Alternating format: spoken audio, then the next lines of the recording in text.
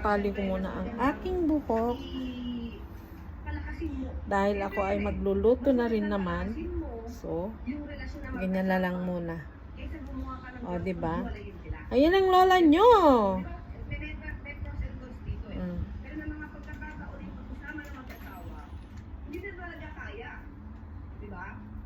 Siguro tayo bilang majority sa atin ay Katoliko. Dapat mapakita ano ang pwedeng kabutihan ng divorce bill, ano yung magiging negatibo kung papasa yung divorce bill. So dapat balanse din tayo.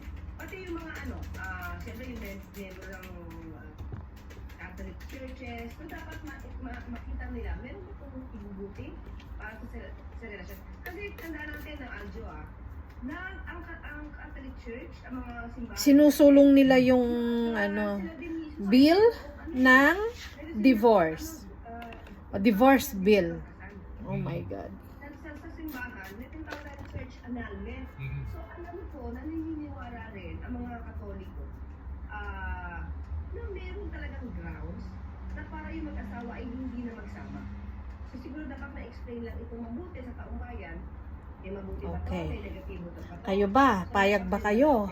O, yan yung mga topic na dapat nating unawain din mga kalolas. O, gusto ba ninyo na mag-exist ang tinatawag na divorce sa ating bayan? Kayo, gusto ba ninyo yon? Kung tanungin nyo ang Lola Shirley,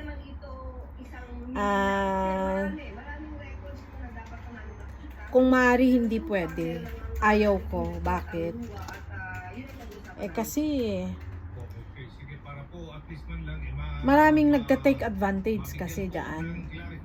Mate-take advantage yung mga kababaihan or yung mga kalalakihan na gusto nila na maayos ang kanilang pamilya. Bilang Kristiyano, bilang mananampalataya ng Diyos, dahil biblikal nga din naman, God hates divorce. Yun ang totoo. Gusto ba ninyong pag-usapan natin ang bagay na yan? Hanggang sa muli! Ang lola nyo nagsasabing next time ulit. Shinare ko lang kung pang ilang week na natin na ginagamit nga itong solution na ito, ang rosemary and cloves.